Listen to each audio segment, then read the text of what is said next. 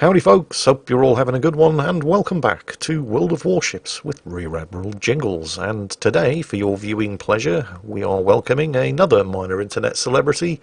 This, in the USS Fletcher Tier 9 US Navy destroyer, is none other than StatsBloke. What do you mean, who the hell is StatsBloke? He's a World of Warships community contributor, Twitch live streamer, tournament commentator, and podcaster. Okay, let me put it this way. You know how many people say that they like listening to my videos because apparently I have a very calm and soothing voice? Well, StatsBloke is like that for me. He's got the perfect voice for late night radio. He's got the perfect voice for podcasting. And since he is a podcaster, I guess that's kind of convenient. He hasn't always been known as StatsBloke, however. With the advent of a certain extremely well-produced World of Warships cinematic video extravaganza published last month by Flambas, I believe all the cool kids are now calling him Admiral Statsuru Boroku. But you didn't hear that from me. Anyway, Tier 9 battle, Tier 9 destroyer. Now, this is usually the part of the video where I extol the virtues, or lack thereof, of the ship that's on display. But, well, this is the Fletcher. It's been around for as long as World of Warships has. It really doesn't need an introduction. The Cliff Notes version, however, is that while this ship doesn't really excel at any one thing, it's pretty damn good at everything. Decent guns.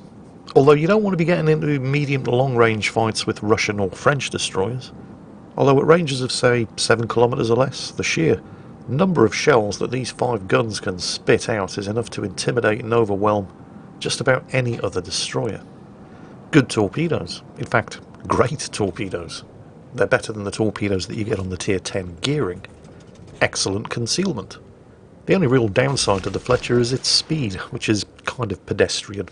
36.5 knot maximum top speed, assuming you're not running, speed boosts or speed flags, and you should definitely be running speed flags. But other than that, this is just a good all-round ship. There's a good reason why more Fletcher-class destroyers were manufactured than any other class of destroyer anywhere in the world. The Fletcher is a good, reliable, dependable class of destroyer. The Fletcher just gets it done. Stats starting off here with a preemptive... Oh, wow. I was thinking to myself, he's not actually trying to sink anybody, he's just trying to deny the area. And then he went ahead and sank somebody, so... I very nearly spoke too soon. This is actually a fairly common early game tactic here on the hotspot map, because there are almost always destroyers lurking in those two channels trying to keep eyes on the cap circle. And even if they're on, there's a reasonable chance that you might catch, providing your torpedoes have sufficient range, any unwary and unspotted enemy cruisers as they traverse the gap there, or gaps, across the screen from left to right. As it happens, he got lucky, he found a Yamada. Now remember, this can work both ways. Enemy destroyers, spotting those gaps or even just sailing by them, do like to dump their own torpedoes heading the other way, but since that was a Yamada, a Pan-Asian destroyer, it only has deep water torpedoes which are incapable of hitting destroyers. So Stats has nothing to worry about, assuming of course that the Yamada was working alone. And if it wasn't alone, Stats has pre-positioned himself with the bows of the ship. He's actually reversing now, just in case it wasn't obvious, but with the bows of the ship pointing in the direction that he wants to get the hell out of dodge to. So he can do that as quickly as possible if he gets counter-spotted, and is also presenting the narrowest possible target profile toward any potential incoming enemy torpedoes, maximising the chance that they're going to miss. Speaking of which, his torpedoes are back up, and yes, he has flipped the alpha cap, so jolly good show, sir. Fresh torpedoes through the gap. Again, he's not aiming at anything in particular. He's basically on a bit of a fishing expedition here. But any enemy ships trying to get around that island there have to traverse that gap. Now he sank the Yamada. The Z-46 on the enemy team was just sunk by the Neptune, which means the enemy team only have one surviving destroyer, the Kagero, and he has to be around here somewhere. Because somebody just managed to flip B, and there's a very suspicious and angry looking smoke screen over there. That, plus the fact that whoever flipped Bravo in the middle of the map managed to do it without getting detected, so that's absolutely going to be the Kagero. Now the Kagero will outspot the Fletcher. Oh, hang on a minute. Ein Minuten bitte. Well, that was one fairly successful fishing expedition. Scratch 1 Baltimore.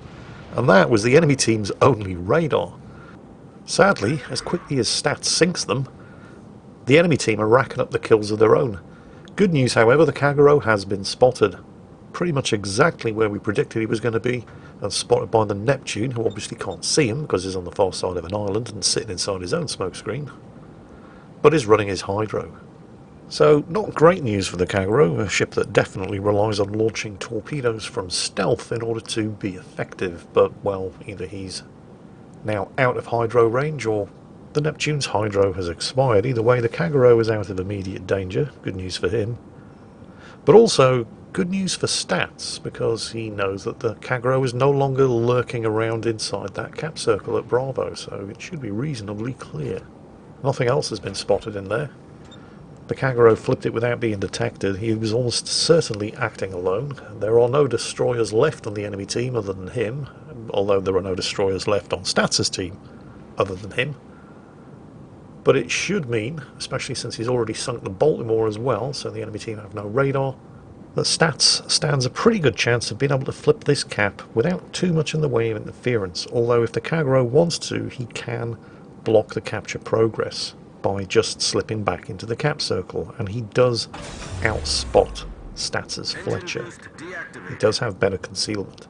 If he chooses to do that, however, it will be a very, very risky procedure, because he doesn't outspot the Fletcher by that much, and he absolutely doesn't want to get into a gunfight with a Fletcher. He will get himself annihilated. And getting into a gunfight with a Kagero is exactly what Stats wants to do here. And he's been spotted. And that must mean that the Kagero is close. But not too close, because the cap isn't being blocked. And there he is, just outside the cap circle. The Kagero, instantly realising that he's been counter-spotted, smokes up. Unfortunately for Stats, he got spotted by that Kagero right after he'd launched his torpedoes. Because of course the standard practice when you see a smoke screen that you know has a destroyer in it is to flood that smoke screen with torpedoes. And of course that is no longer an option for Stats, but he has proven to be pretty good at flooding and hitting that smoke screen with his blind fire. And then the Neptune pops his hydro again. This is very, very bad news for the Kagero. Note the way the Kagero is angled, however, broadside on. Makes him easier to kill, but it also probably means that he sent his own torpedoes in the direction of Stats' smoke screen, which is why Stats, he's changing his position, spreading that smoke screen around to give a bigger target for the Kagero to dump the torpedoes in and try to cover, and also of course once again angling his bows towards where the Kagero was spotted in order to minimise the target profile he's presenting for any enemy torpedoes. And yet there don't appear to be any enemy torpedoes. Doesn't make a lot of sense. Unless of course, like Stats, the Kagero had already launched them, perhaps at that mess of friendly ships on the far side of the Kagero's smokescreen. Would explain why the Isabeau was on such low health.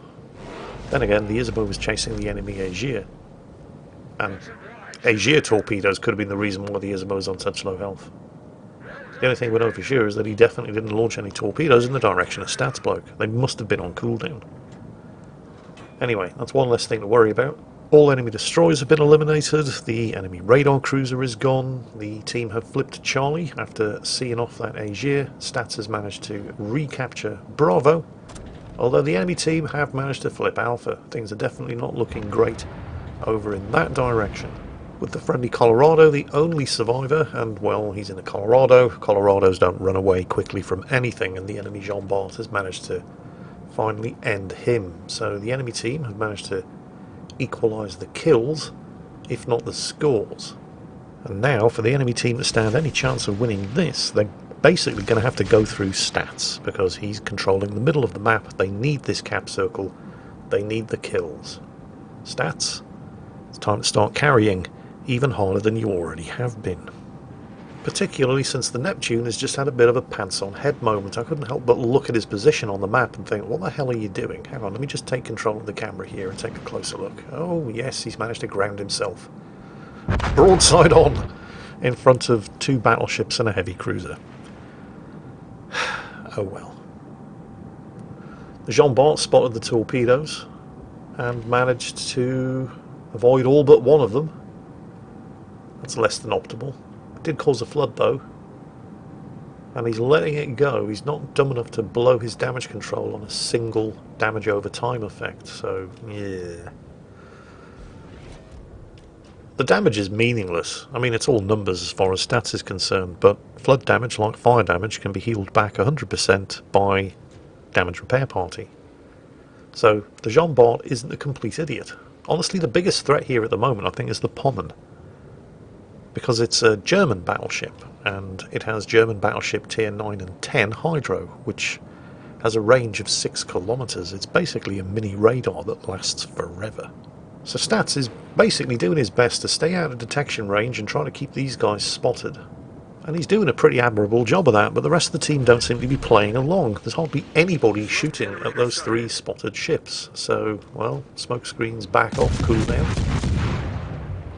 I mean, somebody is shooting at them, but that's hardly the whole team. So, if a job's worth doing, it's worth doing yourself. Once again, smoke's up. And because the enemy ships are returning fire, he's able to spot them even through his smoke screen, because they're battleships and heavy cruisers, and their smoke firing penalty is massive. So torpedoes away. It's at this point where you can tell that Stats is not running the IFHE skill, because his 5-inch high explosive shells are just not doing any damage. But his torpedoes are about to. He's already realised that the Jean Bart is going down, and he's switching his fire to other targets, trying to set more fires. There goes the Jean Bart.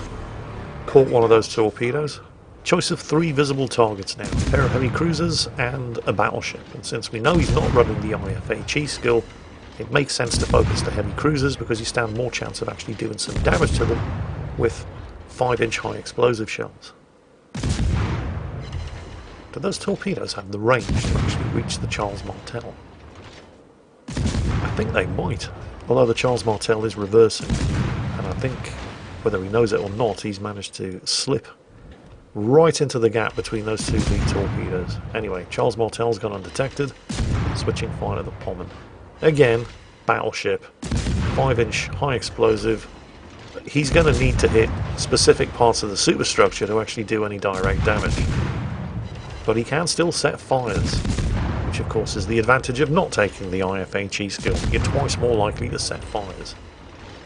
So there's a fire on, I'm not sure if that's the mid or the aft section. Could be that the Pommern is running fire prevention. But either way, Stats sees that there's a fire, so you'll note that he's switching his point of aim to a part of the ship that isn't on fire, so he can set another one. Surprising how many people don't understand that if you're trying to set fires, there's absolutely no point in continuing to pour high explosive shells into a part of the ship that is already on fire. Torpedoes back up. The Pommern is really going for it. I mean, they have to get out of this stretch of open water. And the Charles Martel and the Surrey, to give them credit, are rushing to back up that Pommern. I mean, they want to get out of this stretch of open water as soon as they possibly can as well, but it's as if everybody's forgotten about this very angry smoke screen up to the north. But then again, what choice do they really have? There are some very big battleship guns in front of them. They have to angle against those. They're only heavy cruisers after all, and that's just making them sitting ducks for this. The Surrey has spotted the torpedoes, but too late. He's taken 1, and the Charles Martel's taken 2. Now then, Stats. They're on very low health. Is it worth opening up with the guns? Do it. Give in to your hate. Let your anger flow through you. Go on, son. Come on. There's the Charles Martel. Now the Surrey. Don't worry, his guns aren't looking this way. You've got this. There's the high caliber. There's the double strike. There's the Kraken Unleashed. Oh, and there's a Confederate in there as well. In all the excitement, I completely missed it. So, only 2 enemy ships left. They're both battleships, however.